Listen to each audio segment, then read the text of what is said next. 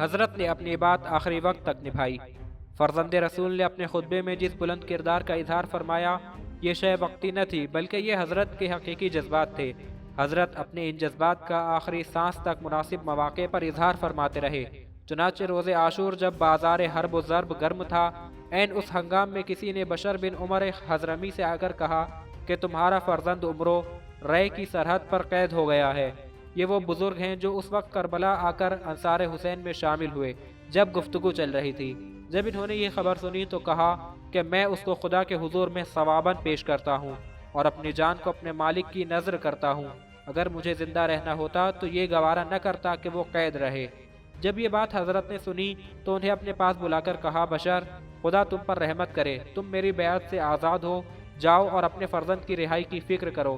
فداکار مجاہد نے جواب دیا، مجھے جیتے جی درندے پھاڑ کھائیں اگر میں آپ کو اس مصیبت میں مبتلا دیکھتے ہوئے چھوڑ کر چلا جاؤں۔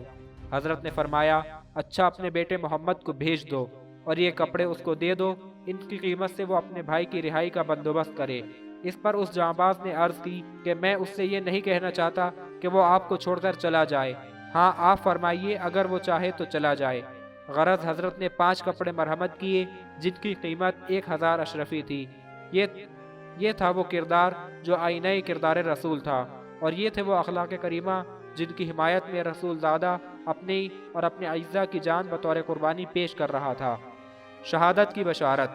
ابو حمزہ صومالی نے جو روایت اس خطبے کے سلسلے میں امام زین العابدین علیہ السلام سے نقل کی ہے، اس میں یہ بھی بتلایا ہے، حضرت نے اپنے اعزاء و انصار کی ولولہ انگیز تقریروں کو سن کر انہیں شہادت کی بشارت دی اور فرمایا، کل میں بھی قتل کیا جاؤں گا اور میرے ساتھ تم بھی قتل کیے جاؤ گے۔ یہ سن کر ان سعادت مندوں نے کہا کہ خدا کا شکر ہے کہ وہ ہم سب کو آپ کی نصرت و حمایت کے صلے میں شہادت کے منصب جلیل پر فائز فرمائے گا، اور اے ہمارے سید و سردار، کیا ہم اتنی بڑی سعادت کے حصول پر شاد و خرم و مطمئن نہ ہوں؟ والہانہ شوق شہادت کی ایک مثال۔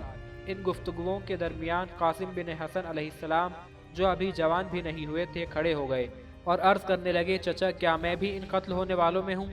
حضرت نے فرمایا، اے فرزند، موت تمہارے نزدیک کیسی ہے؟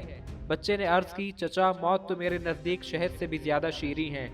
فرزند رسول نے فرمایا، اے جان عم، تجھ پر تیرا چچا قربان ہو جائے، خدا کے قسم تو بھی سخت تکلیفیں برداشت کر کے کل میرے ساتھ قتل کر دیا جائے گا۔ اس کے بعد اپنے شیرخوار فرزند کے قتل ہونے کی خبر دی اور جناب سید سجاد کے لیے فرمایا کہ خداوند عالم ان کو باقی رکھے گا اور ان سے میری نسل چلے گی، اور یہ بھی فرمایا کہ اے میرے دوستوں، اگر تم نے بھی بالکل اسی طرح اپنے نفسوں کی قربانی پیش کرنے کا تہیہ کر لیا ہے جس طرح میں نے تہیہ کیا ہے، تو یقین کر لو خداوند عالم اپنے ان مخصوص بندوں کو جو ظہور حوادث و وقوع بلیات کے وقت صبر و شکر سے کام لیتے ہیں، مدارج جلیلہ اور مناصب رفیعہ عطا فرماتا ہے۔ جناب زینب کا اضطراب۔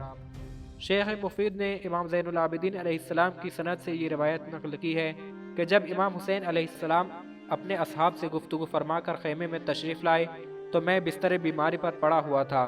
میری پھوپھی تیمارداری کر رہی تھی اور جوان غلام ابو ذر غفاری حضرت کی تلوار صاف کر رہے تھے۔ حضرت کچھ اشعار پڑھنے لگے جن کا مقصد یہ تھا، اے زمانے تجھ پر افسوس، تو کیسا بے وفا دوست ہے، صبح و شام تیرے ہاتھوں کتنے لوگ مارے جاتے ہیں، زمانہ کسی کے ساتھ اس کا بدل قبول کرنے میں رعایت نہیں کرتا، حقیقت میں سارا معاملہ اللہ کے ہاتھ ہے اور ہر زندہ موت کی راہ پر چل رہا ہے۔ اپنے پڑھے ہوئے اشعار کو حضرت نے 2-3 بار دہرایا۔ میں سمجھ گیا کہ حضرت کا مقصد کیا ہے، مگر خاموش رہا، لیکن میری پھوپھی جناب زینب ان اشعار کو سن کر اپنے کو قابو میں نہ رکھ سکی۔ وہ دوڑی اور حضرت سے لپٹ کر کہنے لگی، کاش آج موت میری زندگی کا خاتمہ کر دیتی۔ میری مادر گرامی فاطمہ مجھے چھوڑ کر جنت کو سدھاری، میرے پدر بزرگوار علی دنیا سے رخصت ہوئے، میرے بھائی حسن باقی نہیں۔ میرے پیارے بھائی، ان گزرے ہوئوں کے جانشین اور محافظ آپ ہی ہیں۔ امام حسین علیہ السلام نے اپنی بہن سے فرمایا، اے بہن، حلم و وقار سے کام لو اور صبر و استقلال کا دامن نہ چھوڑو۔ یہ کہنے کے بعد حضرت کے چہرے پر غم کے آثار نمایاں ہوئے، آنکھوں میں اشک بھر آئے اور فرمایا، اگر پرندے کو شکاری چھوڑ دیتے تو وہ اپنے آشیانے میں سو رہتا، یعنی کاش مجھے چین نصیب ہوتا۔ یہ بات سن کر جناب زینب نے نہایت مضطربانہ انداز میں کہا، ہائے، اس بات سے میرا دل ٹکڑے ٹکڑے ہوا جا رہا ہے کہ اب آپ کے لیے راہ چارہ و تدبیر مسدود ہو گئی ہے۔ یہ کہا اور ایک چیخ مار کر بے ہوش ہو گئی۔ حضرت نے ہوش میں لانے کی تدبیریں کی اور جب ہوش آیا تو حضرت نے اپنی بہن کو صبر کی تلقین فرمائی اور تسکین کے لیے کوشش کی، اور اس کے بعد فرمایا، میری پیاری بہن، میں تمہیں قسم دلاتا ہوں کہ جب میں مر جاؤں تو گریبان چاک نہ کرنا، اپنے بال نہ نوچنا، اپنے چہرے پر خراش نہ ڈالنا اور زیادہ آہو بکا نہ کرنا۔ حوالہ کتاب ارشاد شیخ مفید۔ مذکورہ واقعے کو ابو مخنف کی روایت سے طبری نے بھی نقل کیا ہے۔ حوالہ طبری جلد 6 صفحہ 240۔ اس کے بعد ساری رات نمازیں پڑھنے، توبہ و استغفار کرنے اور تلاوت ادعیہ و تلاوت کلام پاک میں حضرت نے گزار دی، اور آپ کے تمام اعزاء و اصحاب بھی رات بھر نمازوں اور ادعیہ و استغفار میں مشغول رہے، اور دشمنوں کے گھوڑے برابر اہل ایمان کے خیموں کے گرد گھومتے رہے تاکہ کوئی شخص شب کی تاریکی میں بچ کر نکل نہ سکے۔ بتایا گیا ہے کہ اس رات کی مہلت نے یہ فائدہ بھی پہنچایا کہ انصار حسینی میں کم و بیش 30 مددگاروں کا اضافہ ہو گیا۔